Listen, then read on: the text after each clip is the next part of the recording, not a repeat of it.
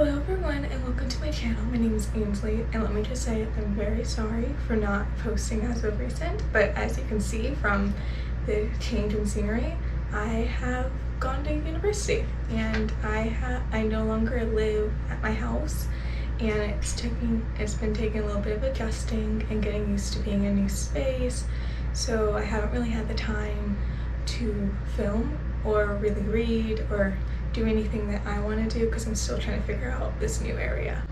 So today I'm going to talk about the 5, yes I know, only 5 books I read in August. And I read so little books in August because I was so worried about university and packing and anticipating like going to university that I didn't really find the time or make time in my schedule to read, and I just kept putting that off. So that's just something also I'm gonna have to work through at university, is trying to figure out how to read and do things that I like. So today's video is just gonna be a little shorter, but I hope that's okay, and let's get started. So I'm gonna go through these books from the ones I enjoyed the least to the ones I enjoyed the most, so then we end on a high note. So I'm going to start with the first 2 books that I actually didn't read because I didn't really feel in the need to.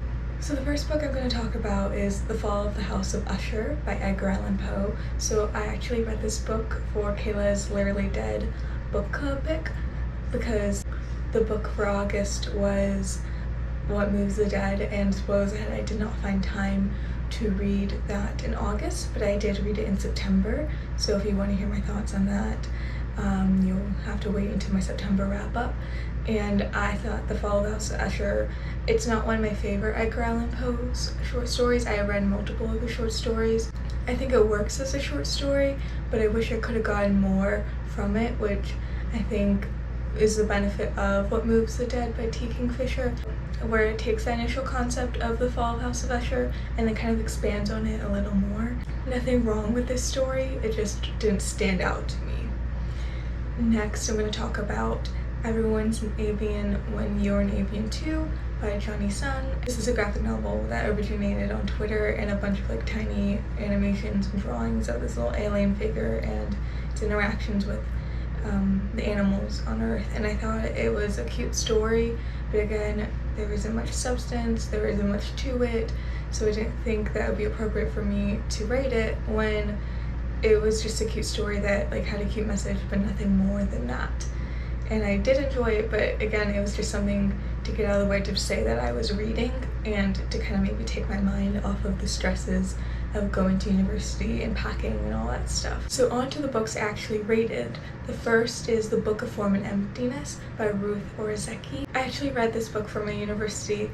They have this program where incoming first years can choose to read a book together and then discuss it in their houses and potentially meet the author. So the author came and we were able to listen to her talking about the book itself, and I gave this book 3 stars and I enjoyed it. This novel is about a young boy named Benny whose father tragically died when he was young, and he starts hearing voices in everyday objects around him, as well as the book features inserts from the book itself talking about Benny and what it means to be a book and what it means to be an inanimate object and how it experiences life in relation to humans and their stories.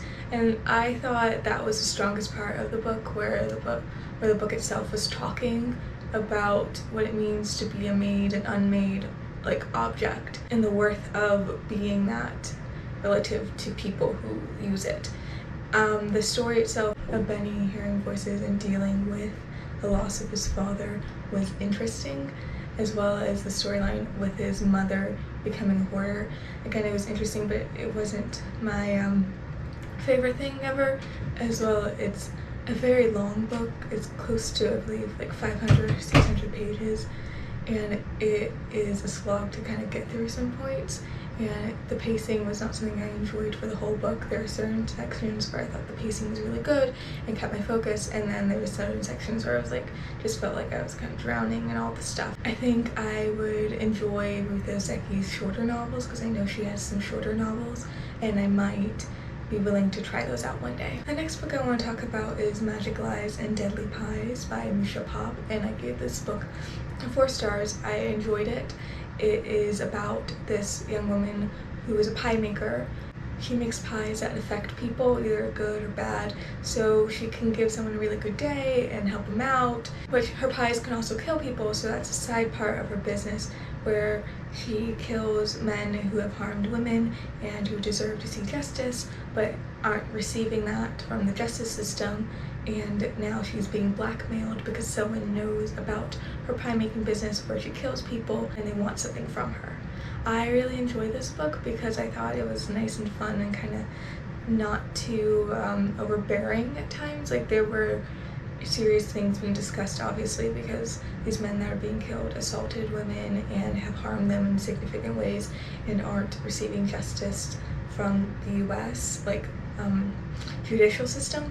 And it discusses how they should receive that and how sometimes people have to take justice in their own hands to ever see it through. But the story isn't mainly about that. It doesn't focus solely on that. It focuses on the main character and her getting into a love triangle between these two characters that are, one's a farmer and one's a college girl, and they're very opposite love interests, and you get to see how she interacts with people in this town and how she builds a community. And what I thought was actually kind of fun, and the book takes place somewhere near where I'm going to university right now, so I thought that was kind of fun reading about its character near a town where I'm currently living, and I'm just thinking, oh, I kind of know where that is. Oh, I know where that college is. I've never had that experience before where a book takes place near somewhere I live, so it was kind of fun to experience that.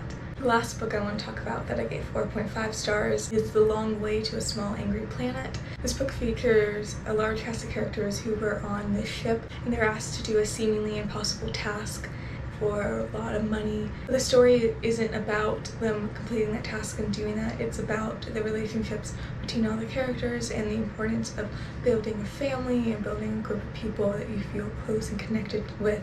And I really enjoyed that. This is very character based and character focused, and that is one of my favorite things in books, is when a book is character focused and focuses on characters and relationships, and the plot just kind of comes with that and kind of stems from those interactions and relationships. So the book left on a little bit of a cliffhanger, and I'm very excited to continue with this series, but I don't know when I'm going to continue with it because I am very, very bad at continuing series. I am currently, I think, in the middle of 40-ish series, and it's so bad, and I need to work on it, and that's probably a goal I'm going to put forth for myself, and maybe I can hold myself accountable with this YouTube channel and actually finishing series that I want to complete and read, because I know I want to read these books, but I just never find time. Or I have another book that I want to read more, and it's just so bad. So I want to thank you all for watching this video, and if you read any of these books, please let me know. What did you read in August? What was your favorite thing you read in August? And hopefully my reading month in September will be a little better than August, and hopefully next month I have a little more to tell you. Thank you so much for watching. Goodbye.